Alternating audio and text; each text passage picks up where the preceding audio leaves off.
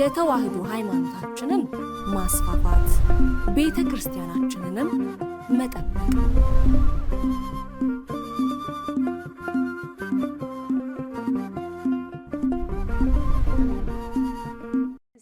ተወለደ ያለም መድኃኒት ያለም መድኃኒት ያለም መድኃኒት ይኸው ተወለደ ያለም መድኃኒት ያለም መድኃኒት ያለም መድኃኒት እሰይ ተወለደ ያለም መድኃኒት ያለም መድኃኒት ያለም መድኃኒት ይኸው ተወለደ ያለም መድኃኒት ያለም መድኃኒት ያለም መድኃኒት ሰላም ጤና ይስጥልኝ የተከበራችሁ የእማማ ሚዲያ አድማጭ ተመልካቾቻችን እንደምን ቆያችሁ እንደምን ሰነበታችሁ ዘውትር ረቡዕ ምሽት በኢኦቲሲ ቴሌቪዥን የሚተላለፍላችሁ የእማማ ሚዲያ መርሃ ግብራችንን ነው ይዘንላችሁ ቀርበናል በቅድሚያ እንግዲህ እንኳን ለጌታችን ለመድኃኒታችን ለኢየሱስ ክርስቶስ ለብርሃነ ልደቱ በሰላም አደረሳችሁ አደረሰን እንላለን አባታችን ሊቀ ትጉሃን መምህር ገብረ መስቀል ኃይለ መስቀል ሰፋ አድርገው በዓሉን በተመለከተ ትምህርት ያስተላልፋሉ እኛም እንግዲህ አብረናችሁ እንቆያለን እስከ ዝግጅታችን ፍጻሜ ድረስ አብራችሁ እንድትቆዩ በአክብሮት ጋበዝን እንግዲህ አባታችን እንኳን ለጌታችን ለመድኃኒታችን ለኢየሱስ ክርስቶስ የልደት በዓል በሰላም በጤና አደረሰዎት አደረሰን ወደ ተመልካቾቻችን እንግዲህ የእንኳን አደረሰው መልእክት ያስተላልፉልንና ወደ ቀጣዩ ዝግጅታችን እናልፋለን በስመ አብ ወወልድ ወመንፈስ ቅዱስ አሃዱ አምላክ አሜን ውድ የኢትዮጵያ ኦርቶዶክስ ተዋሕዶ ቤተክርስቲያን የሃይማኖት ዕውቀት ማስፋፊያ ጠቅላላ ማህበር ተከታታዮቻችን እና ሰራተኞቻችን እንኳን ለጌታችን ለመድኃኒታችን ለኢየሱስ ክርስቶስ ብርሃነ ልደቱ በሰላም አደረሳችሁ አደረሰን ዛሬ የተሰበሰብንበት ዋና ዓላማ በጌታችን በመድኃኒታችን በኢየሱስ ክርስቶስ መወለድ ምክንያት ነው ይህን ደግሞ ለዓለም የተበሰረበትን ለዓለም የተነገረበትን ምዕራፍና ቁጥር አንብበን እናየዋለን ማለት ነው እንግዲህ ወንጌል የምስራች ቃል ነው ይህንን የምስራቹን ወንጌል እንድትሰሙት በሉቃስ ወንጌል ምዕራፍ 2 ቁጥር 7 ጀምረን እናነባዋለን በዚያም ሳሉ የመውለጃዋ ወራት ደረሰ የበኩር ልጇንም ወለደች በመጠቅለያም ጠቀለለችው በእንግዶች ማደሪያ ስፍራ ስላልነበራቸው በግርግም አስተኛችው በዚያም ምድር መንጋቸውን በሌሊት ሲጠብቁ በሜዳ ያደሩ እረኞች ነበሩ እነሆም የጌታ መልአክ ወደ እነርሱ ቀረበ የጌታ ክብርም በዙሪያቸው አበራ ታላቅ ፍርሃትም ፈሩ መልአኩም እንዲህ አላቸው እነሆ ለሕዝቡ ሁሉ የሚሆን ታላቅ ደስታ የምስራች ነግራችኋለሁና አትፍሩ ዛሬ በዳዊት ከተማ መድኃኒት እርሱም ክርስቶስ ጌታ የሆነ ተወልዶላችኋልና ይህም ምልክት ይሆንላችኋል ሕፃን ተጠቅልሎ በግርግም ተኝቶ ታገኙታላችሁ ድንገትም ብዙ የሰማይ ሰራዊት ከመልአኩ ጋር ነበሩ እግዚአብሔርንም እያመሰገኑ ክብር ለእግዚአብሔር በአርያም ይሁን ሰላምም በምድር ለሰው በጎ ፈቃድ ይሁን አሉ ለአብ ለወልድ ለመንፈስ ቅዱስ ምስጋና ይሁን ዛሬም ለዘወትርም እስከዛሬም ድረስ አሜን ውድ ተመልካቾቻችን እንግዲህ ዛሬ እንደ እግዚአብሔር ፈቃድና እንደ እግዚአብሔር ቸርነት ዳቦውን እየበላን ወይን ጠጁን እየጠጣን የጌታን ልደት እናከብራለን። እሰይ ተወለደ የዓለም መድኃኒት የዓለም መድኃኒት የዓለም መድኃኒት ይኸው ተወለደ የዓለም መድኃኒት የዓለም መድኃኒት የዓለም መድኃኒት። የጌታችን የመድኃኒታችን የኢየሱስ ክርስቶስ ልደት ደስታ ነው፣ ሐዘን የለበትም። እየበላን እየጠጣን እናመሰግነዋለን። ለምንድን ነው? ጌታችን መድኃኒታችን ኢየሱስ ክርስቶስ በተወለደበት ቀን፣ በተጠመቀበት ቀን፣ ከመቃብር በተነሳበት ቀን ጾም የለም። ረቡዕና ዓርብ ላይ እንኳን ቢውል ጋድ ለውጥ፣ ገሃድ መገለጥ ነው፣ ይገለጣል። ጋድ ደግሞ ለውጥ ነው። ስለዚህ የገና ዋዜማ የጥምቀት ዋዜማ ይጾማል እንጂ በገና ዕለት፣ በጥምቀት ዕለት፣ በትንሣኤ ዕለት ጾም የለም። ደስታ ስለሆነ ነው። ለዚህ ነው ዛሬ ዳቦ ቆርሰን ቀጤማ ጎዝጉዘን የሚበላውንና የሚጠጣውን አቅርበን ወንጌል የምንማረው ደስ ብሎን በዚህ መልክ የተዘጋጀ ነው። የደስታ ቀን ስለሆነ ነው። ሰው እንኳን ልጅ ወልዶ ይደሰታል። ይሄ ደግሞ የዓለም መድኃኒት ነው የተወለደውና ለዓለም መድኃኒት ጌታችን መድኃኒታችን ኢየሱስ ክርስቶስ ለሱ ክብር የተደረገ ስለሆነ እንኳን ደስ አላችሁ። እስቲ አመስግኑት፣ ሁላችሁ አመስግኑት። እግዚአብሔር የተመሰገነ ይሁን። እንግዲህ እንዳነበብኩት በሉቃስ ወንጌል ምዕራፍ 2 ቁጥር 7 እስከ 14 ድረስ አንብቤያለሁና እዚህ ጋ ያሉትን ነገር ማየት እንድንችል ነው። አንደኛ ዮሴፍንና እመቤታችንን ያመለክተናል። የመውለጃዋ ቀን ሲደርስ ነው የሚለው እና በዳዊት ከተማ በቤተልሔም የመውለጃዋ ጊዜ በደረሰ ጊዜ በዛ እንደነበረች በእንግዳ ማረፊያ እንደነበረች ይነግረናል። እንግዲህ መጀመሪያ የምናያቸው ዮሴፍንና እመቤታችን ቅድስት ድንግል ማርያምን ነው። በዛ ተገኝተዋል። በተገኙበት ደግሞ ምጥ መጥቷል። ስለዚህ አምላካችን መድኃኒታችን ኢየሱስ ክርስቶስ ይህን ዓለም 5500 ዘመን መቀየር ስለነበረ በከውቶች ግርግም፣ እንግዲህ ከውቶች ግርግም ውስጥ መቼም ሽታ አለ። ይህን ለመቀየር ጌታችን መድኃኒታችን ኢየሱስ ክርስቶስ በከውቶች ግርግም ተወልዷል።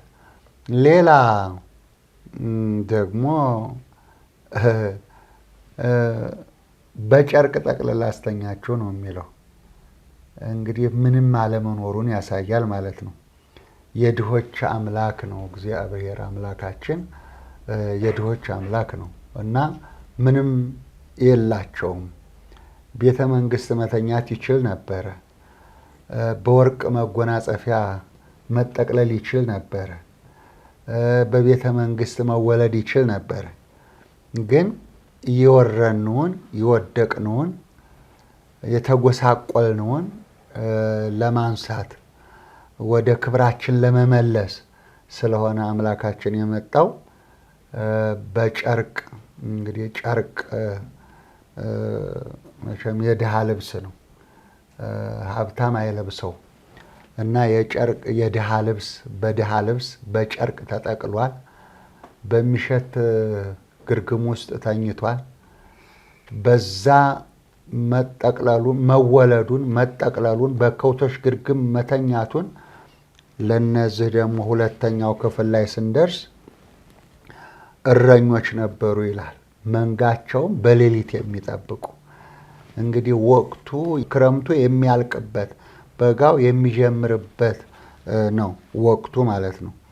በዛን ሰዓት ቅዱሳን መላእክት በዚህ በእረኞቹ ጋር ተገኝተው እንግዲህ ዛሬ የምስራችን እንነግራችኋለን ነው ያሏቸው። እንግዲህ እዚህ ላይ ስንመለከት እረኞች አሉ፣ ቅዱሳን መላእክት አሉ። ይህንን የምስራች የሚሰሙት እረኞች ናቸው። ይህንን የምስራች ደግሞ የሚናገሩት ቅዱሳን መላእክት ናቸው። እነዚህ ናቸው ሁለተኛው ላይ የምናየው። ሶስተኛ እዚህ ውስጥ ምን አለ? ብርሃን አለ። ይሄንን ነው የምናስተውለው ማለት ነው። እንግዲህ 5500 ዘመን ጨለማ ነበረ።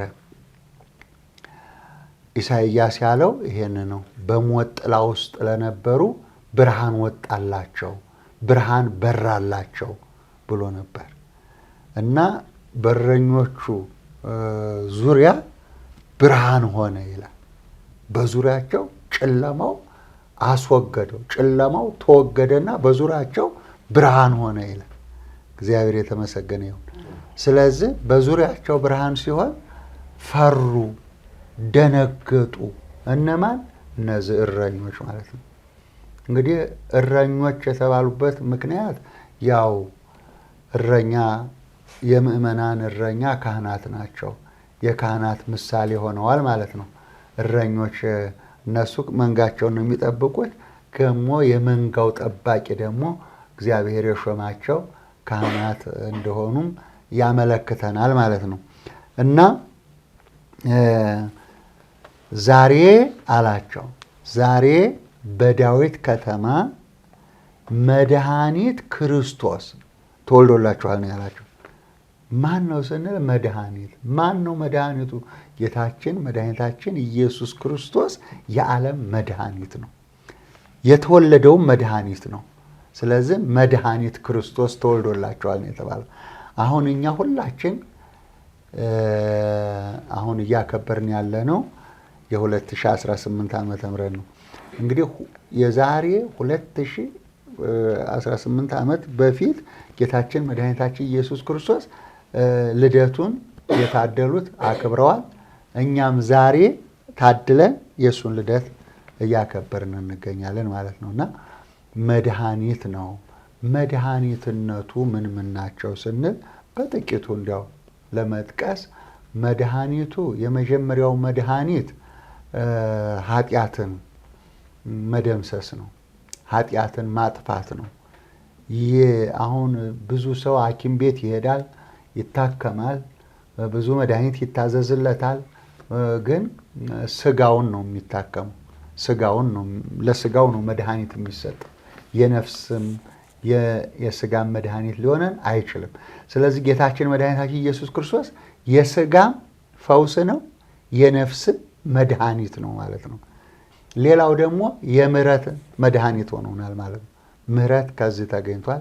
መድኃኒታችን ምህረት ያገኘንበት መድኃኒት ነው ማለት ነው። ሌላው ደግሞ ያ መድኃኒት ብርሃን ነው ማለት ነው። ብርሃን ነው፣ ሕይወት ነው፣ ይቅር ባይ ነው፣ የነፍስም የስጋም ድህነት ነው፣ ሕይወት ነው ማለት ነው። ስለዚህ እሱ መድኃኒት ተወልዶላችኋል፣ ደስ ይበላችሁ፣ አትፍሩ፣ አትደንግጡ። ዛሬም ቢሆን መፍራት መደንገጥ የለብንም። ቅዱስ ዮሐንስ በመልእክቱ ሲጽፍ ፍርሃት ራሱ ቅጣት አለው ይላል። ፍርሃት ቅጣት አለው ይላል። በማመን ፍርሃት የለም። ፍርሃት የሚገባው እግዚአብሔርን በማክበር ለእግዚአብሔር በመገዛት ሕጉንና ትእዛዙን በመፈጸም ነው። ግን እንዲያው ብገባበት ባልገባበት ብቀበለው ባልቀበለው እያሉ ማመንታትና ፍርሃት አያስፈልገንም። ለምን?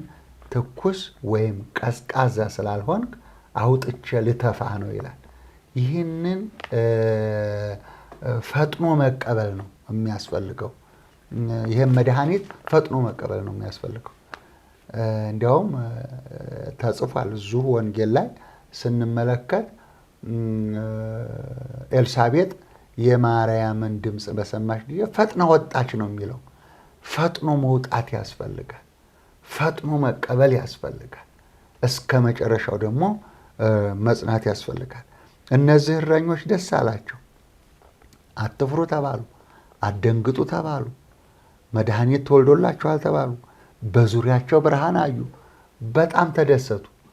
ቅዱሳን መላእክት ተነስተው ወደ ከብቶቹ ግርግም ወደ ቤተልሔም በሄዱ ጊዜ ጌታችን መድኃኒታችን ኢየሱስ ክርስቶስ በከብቶቹ ግርግም በጨርቅ ተጠቅሎ ተኝቷል። ድንግል ማርያም ወላዲተ አምላክ እና ቅዱስ ዮሴፍ ደግሞ በዛ ነበሩ ይላል እና እረኞቹ ከመላእክት ጋር ያመሰገኑትን ምስጋና ያመሰገኑ ነበር የሄዱት። ክብር በአርያም ለእግዚአብሔር ወሰላም በምድር ስምረቱ ለሰብ እያሉ እያመሰገኑ እየዘመሩ ወደ ጌታ ኢየሱስ ክርስቶስ ሄደዋል። እንግዲህ በዛም እንደነገሯቸው በጨርቅ ተጠቅልሎ አግኝተውታል፣ ሰግደውለታል። ክብር ለመድኃኔዓለም፣ ክብር ለወላዲተ አምላክ ይሁን። ሰገዱለት። ሌላም አግኝተዋል። እንግዲህ የሰብአ ሰገል ደግሞ 3 እጅ መንሻ ይዘው በኮከብ ተመርተው እዛው አግኝተውታል።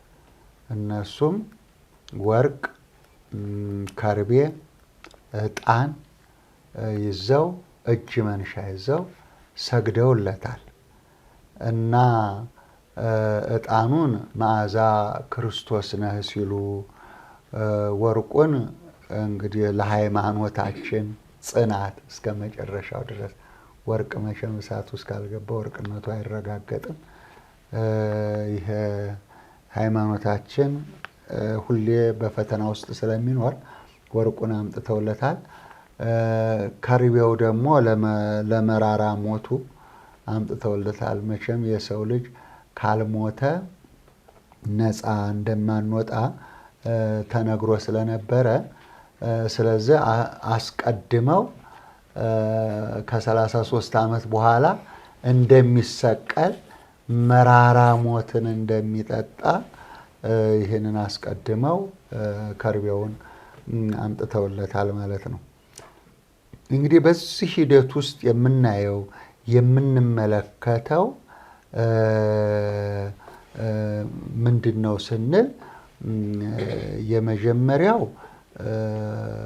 አዳምና ሔዋን መዋረዳቸውን፣ መውደቃቸውን፣ መሞታቸውን ከዛ በኋላ ደግሞ ጌታችን መድኃኒታችን ኢየሱስ ክርስቶስ ልክ እነሱ በወደቁበት እነሱ በተዋረዱበት እሱም ደግሞ የአዳምን ስጋ ለብሶ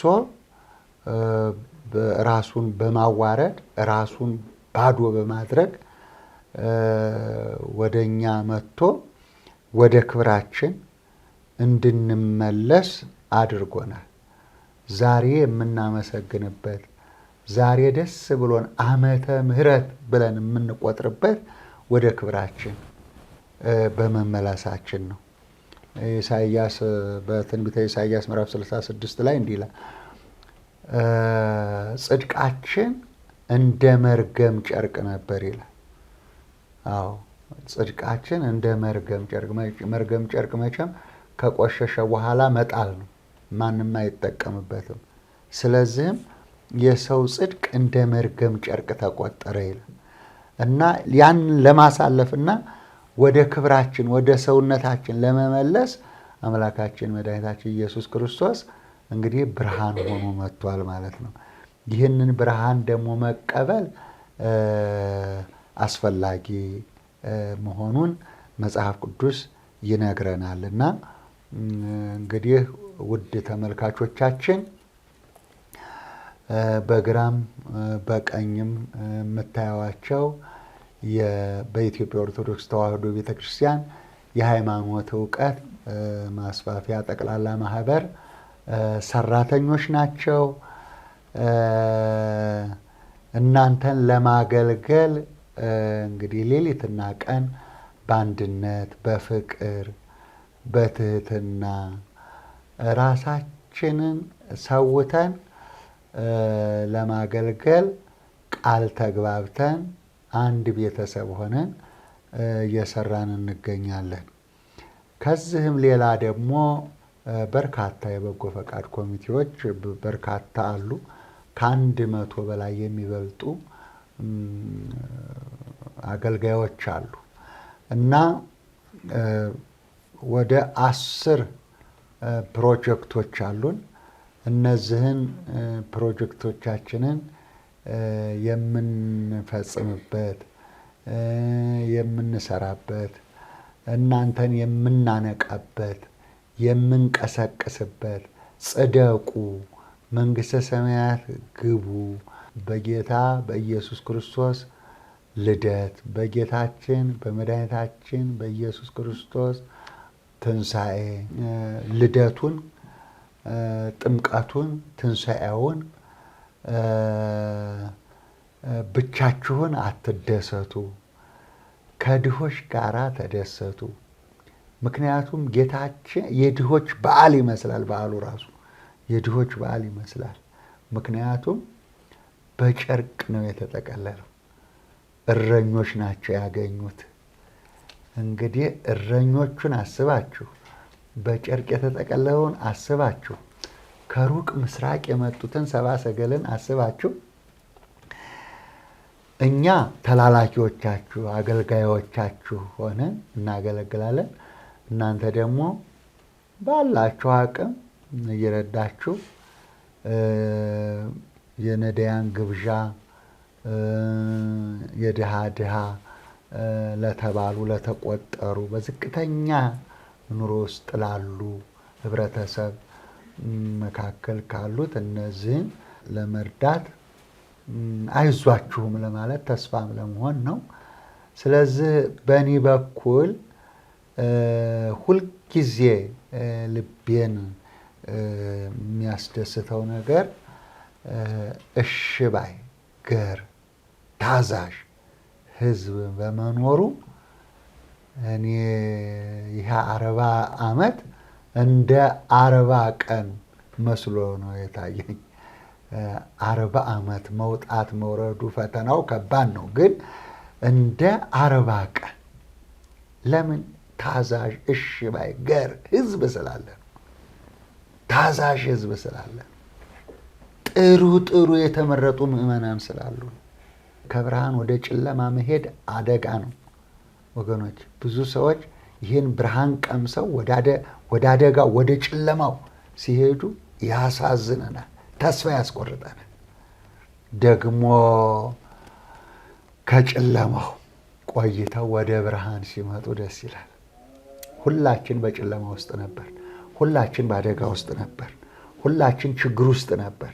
ነገር ግን እግዚአብሔር የተመሰገነ ይሁን፣ ዛሬ በብርሃን ሆነን ይህንን የምስራች ለሁላችሁ እያስተላለፍንላችሁ ነው። ቅመሱት፣ ጌታ ቸር እንደሆነ ቅመሱት ይላል። አሁን ቅመሱት እያለ ነው።